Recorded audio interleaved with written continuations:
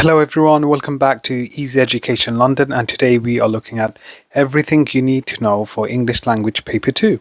So we are specifically looking at the Edexcel exam board and looking at what will be appearing in your language exam on Monday. So for Section A reading, you'll have questions 1 to 7, which is assessing your reading skills. And in terms of timing, you should be spending around 1 hour 15 minutes on this section. And then for writing, you've got choices of questions 8 to 9. So here you get to choose whatever question you want to answer. So again, it's solely dependent on which one you find easier. And then you'll spend around 45 minutes on this question. So for Part A or Section A, you will have non-fiction text. So for text A, you will have 3 questions. Again, question 1 is going to be 2 marks. Question 2, again, 2 marks. And question 3 will be 15 marks. But each individual question is assessing a particular assessment objective. So questions 1 is assessing AO1. So assessment objective 1, you're extracting explicit and implicit information. And also question 2, which is looking at AO1. So very simple, and you should be getting 2 out of 2 for question 1 and 2 out of 2 for question 2. Question 3, however, is a longer extended question, and it's assessing AO2. So you're looking at your analysis. So we are going to look at this in further detail in today's session, as it is an important question. And then you've got questions for text B. Remember, as it's paper 2, you've got 2 sources. Now text B, question 4 and 5 are both 1 marker. Okay, so they're just 1 mark, and quite simply straightforward. Again, it's assessing the same assessment objective AO1 and AO1. So you all should be scoring full marks for these 2. And then question 6, important question, is your evaluation. And this question a lot of students struggle with. So we're going to look at this in further detail today, and it is in fact 15 marks. So these are essentially the individual questions for text A and text B. And then later on, you've got question 7 part A and 7 part B, which are assessing different areas. So 7A is assessing AO1, so synthesis, and it's worth 6 marks. And question 7 part B is AO3, assessment objective 3, and is assessing your comparison skills, and it's worth 14 marks. Okay, so again, we are going to look at this in further detail and see how you can approach the exam for Monday. So that's the entire everything you need to know for section A. And in terms of section B, is your transactional writing. So we have covered this before on our YouTube channel, so do check it out. It is on our playlist. So I believe it's titled Edexcel Transactional Writing, English Language GCSE Transactional Writing. So do check out the video, as it will give you in-depth understanding and knowledge of that question. So writing part B, so you have this choice of 2 questions based on the themes and ideas of the 2 unseen texts. So again, it'll be similar in terms of what you've read in section A. As such, it is a good idea to do it after having completed part A. And it assesses AO5, very important, assessment objective 5. So you need to be meeting the form, the audience and purpose, structure and effect. And also importantly, AO6, which is the importance or showing how to use vocabulary, ambitious vocabulary, experimentation with sentences, spelling and grammatical accuracy. So in other words here, students, it's your SPAG. You need to make sure you demonstrate accurate SPAG here. So your AO5 here is again important, because here is the quality of your ideas. And remember, when you are writing your answer for section B or part B, you need to make sure your answer is convincing and compelling. It sounds believable. So you have to use persuasive devices to show that. Now here we have all the assessment objectives. Now you do need to know what they are, because each one is assessing a particular skill. So AO1 is again the shorter style questions. AO2 is looking at language, structure and form. AO3 again is comparing the 2 sources, and AO4 is your evaluation.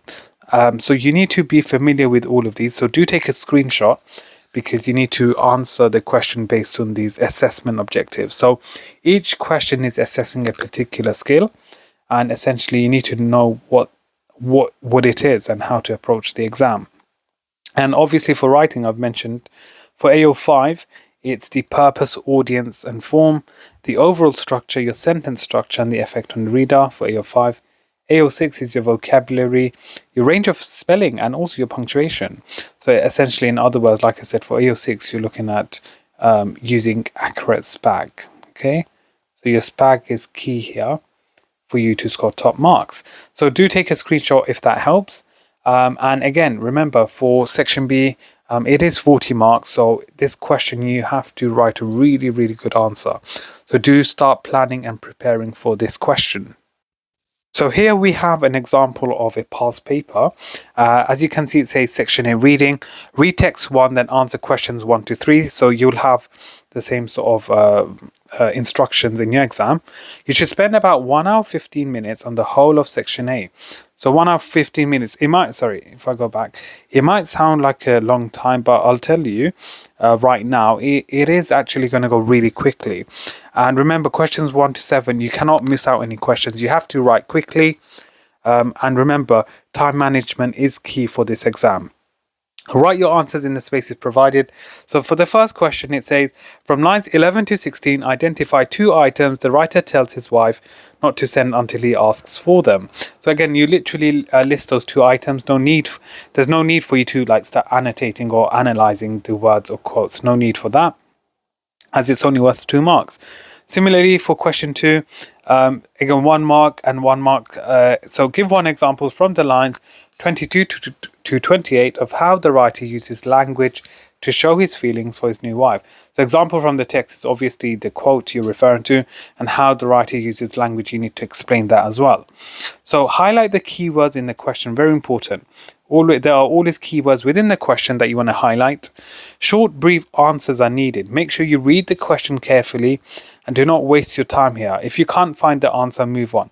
But to be honest, most of you here should find the first set of questions 1 and 2 straightforward before moving on to the next set of questions. So as you can see here, we've got some answers, literally looking at the mark scheme. So question 1, you can simply state, as you can see, the following lines or following responses: cigarettes, OXO or Bovril. These 2 would get you the 2 marks. That's all you have to do. Just list them. There's no need for you to be explaining in detail. For question 2, remember, for the example, you're just referring to a evidence or a quote. So for example, the word darling, okay? And how does the writer use language? So you simply can say the way the writer uses a pet name for his wife, okay? Literally, that is, again, 1 mark for this question. So simple, nothing complicated for that. Or alternatively, the word little, okay? Identify what it is. So the writer uses an adjective in an affectionate way. That too will also get you 1 mark. So nothing complicated here. So keep it simple, keep it straightforward. Moving on to question 3, AO2 analysis. So this question is worth 15 marks. So you do need to write a detailed response for this question. And it's always, again, structured and organized in the same way. And they don't really change it. Okay, so let's have a look at it in further detail. Question 3, analyze how the writer uses language and structure to interest and engage the reader. Very important. You have to tell us how it interests and engages the reader. And it's worth 15 marks. Support your views with detailed reference to the text. So what are the things you want to do for this question? You must, okay, notice the word must, analyze and pick out key techniques of language and structure. So what does that include?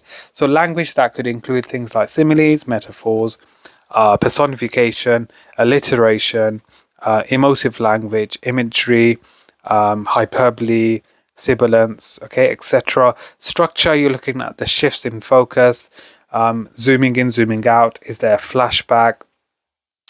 Juxtaposition. You're looking at this sentence, 1 sentence paragraphs, paragraph lengths. So these are things you want to explore for this question in detail.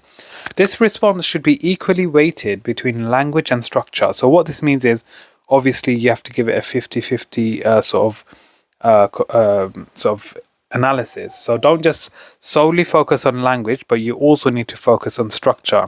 If you only talk about one, you can achieve a maximum of 6 points. That's important. Remember, they do mention both language and structure. Always use terminology and explain the effect on the reader. That's important. This is how you will score top marks on Monday. Tell us how does it affect the reader. Tell us in detail. Alternative explanations will help get the higher grade. So what this means is you look at the sort of quotation in multiple angles. Can you perceive and look at things in a different way or a different angle? That shows perceptive understanding of the text. Bulk does matter here, so short responses will be penalized. Aim for at least 4 paragraphs, 2 on language, 2 on structure. That is my recommendation as well. So literally 2 paragraphs on language, 2 on structure. So I hope that gives you all a better understanding. Whether you use petal or peel, whichever one you prefer, or pretzel, whichever you follow, make sure you cover both language and structure. It is an important question as it's worth a massive 15 marks. Okay, 15 marks is a lot, okay, and it can help you jump a grade or 2. So you may be wondering, what do I need to do to score the top marks for the 15 marker? So again, for 13 to 15 marks or level 5 response, you have to show the analysis of the text, analysis of both language and structure. Notice these words appear many times. Both language and structure are used to achieve effects and influence users, including use of vocabulary, sentence structure, and other language features. And finally, the selection of references is discriminating and clarifies the point being made. So you have to use suitable quotes to support your point of view. Question 4 and 5, again, is looking at the next text, which is text 2. And again, simply it is assessing AO1 and it's only worth 2 marks. So you should be able to do this very quickly and it shouldn't really be complicated for you. So just some top tips. What do you have to do? So highlight the key words in the question. Short, brief answers are needed. Okay, so there's no need for you to make it overcomplicated. Make sure you read the question carefully. Do not waste time here. If you can't find the answer, move on and come back to it later on. But to be honest, most of you should be able to answer it with relative ease. Okay. And that leads us to the next question, which is question 6, which is assessing AO4, which is evaluation. Very important, and it's worth a massive 15 marks. These 15 marks, okay, again, play a pivotal role in deciding what you get for your English exams. So let's have a look at a sample question. Question 6. In this extract, the writer tries to show how others are affected by her experience.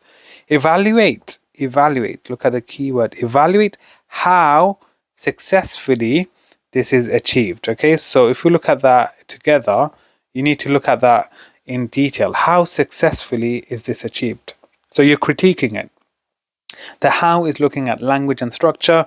Support your views with detailed references to the text, and it's worth 15 marks. Again, a huge question. So evaluation is one of the new elements of the syllabus. Students need to constantly refer to how successfully, note the word how successfully, the writer has presented her ideas. They need to avoid AO1, comprehension or explaining what happened, or AO2, analysis of language form and structure. It is not how it works, it is how well, okay? It is how well, that's very important. They want to see the language of evaluation. So include the following phrases, will get them marks. Okay, so you may use, for example, the writer successfully presents the idea that ... This is successful because ... This is effective because the effective use of the technique allows the writer to this successfully achieves the purpose of the text because this is particularly effective because it appeals to the reader by ... So you can take a screenshot of this and use this to prepare for your evaluation question. So question 6 is extremely important, and you all need to prepare for this in order to do well for this exam.